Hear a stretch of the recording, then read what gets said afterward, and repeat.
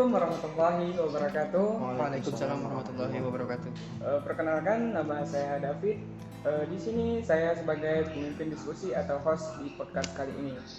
Nah, sebelum memasuki materi pada hari ini, terlebih dahulu kita kedatangan dua bintang tamu yang mana latar belakang mereka berbeda-beda. Yang pertama ada saudara Muhammad Rohim dan yang kedua Iza Imanul Akbari. Nah, di kali ini kita akan membahas motivasi peserta didik. Nah, bagaimana pandangan saudara Muhammad Rohim dan Iza mengenai motivasi pada peserta didik? Saya dulu, Pak. Muhammad Rohim. Menurut saya membahas tentang motivasi pada peserta didik itu kan beda-beda. Setiap anak beda motivasinya. Motivasi itu kan juga merupakan dorongan mereka dalam melakukan sesuatu. Yang saya ketahui, motivasi itu terbagi menjadi dua, yaitu motivasi yang berdasarkan imajinasi dan yang kedua motivasi berdasarkan realita. Motivasi yang berdasarkan imajinasi contohnya seperti peserta didik mengagumi atau mengikuti tokoh-tokoh karakter imajinasi mereka seperti tokoh-tokoh superhero layaknya Superman, Spiderman, dan superhero imajinasi lainnya. Nah, motivasi yang berdasarkan realita contohnya seperti dorongan mereka untuk mengejar cita-cita atau profesi mereka masing-masing seperti menjadi polisi, menjadi dokter, dan lain sebagainya. Mungkin itu sih pendapat saya terkait masalah motivasi yang ada pada peserta didik. Jadi intinya kita harus mengubah pandangan motivasi yang dari imajinasi ke arah realita. Mungkin cuma itu yang bisa saya sampaikan. Oh, begitu dari saudara Muhammad Rohim. Bagaimana pandangan terhadap masalah motivasi yang pada peserta didik dari saudara Iza? Ya, menurut saya kalau pandangan masalah motivasi bagi peserta didik itu ya mungkin itu pengaruh dari luar dan ada juga pengaruh dari diri dia sendiri. Yang benar yang dikatakan saudara Rohim, pengaruh dari imajinasi. Ya, seperti dia menonton film anime, mungkin nonton film kartun-kartun seperti nonton film Spiderman atau Power Rangers zaman kita SD dulu. Ya, dia menonton film Power Rangers. Dia menginginkan karakter seperti Power Rangers yang dia itu ingin menolong menjadi sosok pahlawan. Dalam dunia realita itu kan sama dengan polisi dan sama juga dengan tentara. Jadi itu pengaruh dari dalam. Kalau pengaruh dari luar itu seperti pergaulan dari teman-teman. Seperti itu masalah. Seperti itu pandangan masalah motivasi pada peserta didik. Saudara Iza dan saudara Muhammad Rohim. Nah, kemudian seperti apa sih cara Muhammad Rohim dan saudara Iza membangkitkan motivasi mereka? Itu seperti apa? Kalau berdasarkan cara saya untuk membangkitkan motivasi peserta didik, mungkin kita sebagai guru atau pendidik harus mendekatkan diri lebih intens kepada peserta didiknya masing-masing. Karena peserta didik itu diketahui karakternya berbeda-beda dan memiliki motivasi yang tidak sama juga. Untuk itu kita harus lebih dekat kepada mereka. Nah, tadi kan saya jelaskan ada motivasi berdasarkan dua jenis, yang berdasarkan imajinasi dan realita. Yang imajinasi itu kan agak cenderung tidak benar. Bagaimana sih kita mengubah pandangan mereka ke arah motivasi yang realita? Nah, kita sebagai guru harus menjelaskan dan memberitahu bahwa motivasi imajinasi itu bisa juga dalam realita. Tadi saya sudah jelaskan contoh. Misalnya yang awalnya anak-anak ini memiliki motivasi seperti karakter tokoh imajinasinya seperti Superman. Superman itu kan menjaga keselamatan masyarakat atau manusia. Di dalam kehidupan realita juga ada sosok-sosok seperti itu. Contohnya seperti polisi. Polisi itu kan menjaga kesejahteraan masyarakat. Nah, jadi kita menanamkan itu kepada peserta didik. Mungkin cuma itu yang bisa saya jelaskan.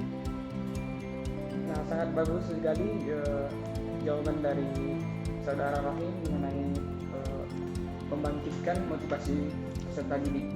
Bagaimana pendapat saudara Ija tentang bagaimana cara membangkitkan motivasi peserta didik?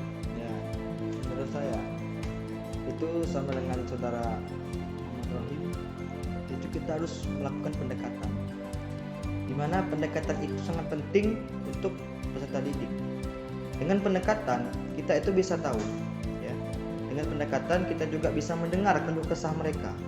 Jadi apa yang mereka keluhkan, apa yang mereka kesahkan, mengapa mereka ini tidak bisa menerima motivasi dari pendidik-pendidik yang lain, maupun itu dorongan dari luar atau dorongan dari dalam.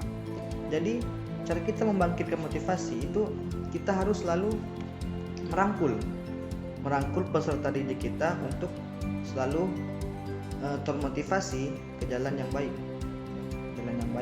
Jadi seorang pendidik itu harus bersikeras atau bekerja keras untuk merangkul semua peserta didik untuk melakukan hal-hal yang baik. Nah, tadi kan sudah dijelaskan beberapa seperti bagaimana cara membangkitkan motivasi. Nah, kemudian mengapa motivasi itu penting bagi peserta didik? Motivasi itu sangat penting dalam peserta didik karena merupakan dorongan bagi mereka untuk belajar. Nah, jadi peran motivasi di sini sangat utama dalam proses pendidikan mereka. Nah, sudah saya jelaskan tadi, kita sebagai guru harus memberikan motivasi yang baik kepada mereka. Motivasi yang benar, tidak berdasarkan imajinasi, tapi berdasarkan realita. Agar mendorong mereka untuk belajar. Selain mendorong mereka untuk belajar, motivasi juga mendorong mereka untuk meraih cita-cita mereka ke masa yang akan datang. Contoh, dia ada anak yang awalnya ranking atau kapasitas rankingnya di bawah 10 besar. Tiba-tiba dia melihat ada beberapa anak memiliki predikat di atas 10 besar seperti ranking 1 mungkin. Nah, dia berpikir, kenapa sih dia bisa, kenapa sih saya nggak bisa gitu. Nah, dia sudah mengubah pandangan motivasi dia. Jadi dia mengikuti realita. Bagaimana cara dia meningkatkan motivasi agar sama dengan mereka. Setelah mengikuti alur-alur tersebut, nah akhirnya dia bisa meraih 10 besar atau meraih peringkat 1 lah misalnya. Jadi dari kasus tersebut kita bisa mengetahui bahwa motivasi itu selain berdasarkan berdasarkan imajinasi dan realita, dorongan dari lingkungan sekitar juga ada. Nah, itu merupakan motivasi yang sangat penting bagi peserta didik. Maka dari itu motivasi diperlukan dalam pendidikan. Seperti itu ya. Iya. Kenapa motivasi penting bagi peserta didik ya Pak, saudara Rahim? Dan bagaimana pendapat saudara Ija mengenai motivasi itu penting bagi peserta didik? Ya, penting. Motivasi itu ya saya tahu penting itu seperti apa, saudara Ija? Saya akan menjelaskan di sini. Jadi motivasi itu yang sangat penting untuk peserta didik. Andaikan saja seorang murid atau peserta didik itu tidak memiliki motivasi, ya, tidak memiliki motivasi. Sedangkan motivasi ini adalah sebuah dorongan. Benar yang dikatakan saudara Rohim, sebuah dorongan yang timbul dari diri sendiri maupun dorongan dari luar. Ya, seperti itu. Jadi, andaikan peserta didik tidak memiliki motivasi, bagaimana cara belajarnya? Kita lihat dari cara belajarnya. Apakah cara belajarnya baik?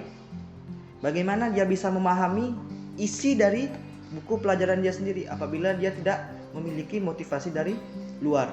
Contoh, anak sedang belajar. Contohnya kita memiliki seorang anak. anak kita sendiri kita biarkan untuk belajar tanpa kita memberikan motivasi atau tanpa kita mengajari dia sendiri. Bagaimana anak itu bisa memahami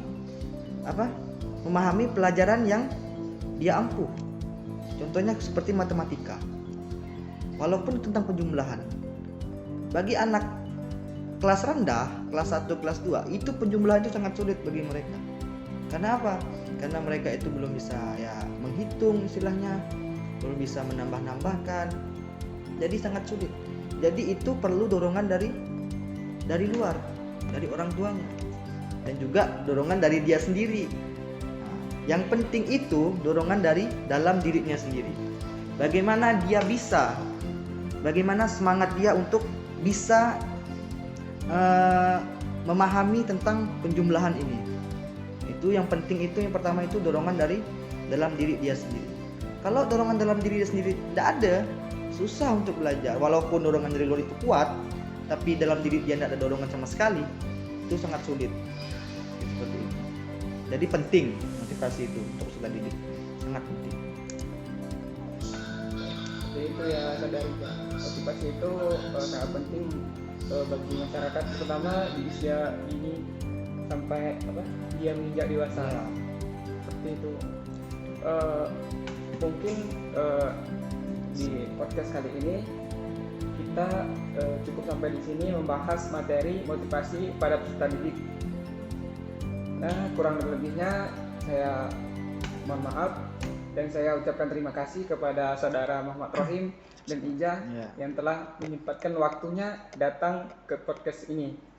Nah, saya akhiri, wabillahi taufiq wal hidayah. Assalamualaikum warahmatullahi wabarakatuh.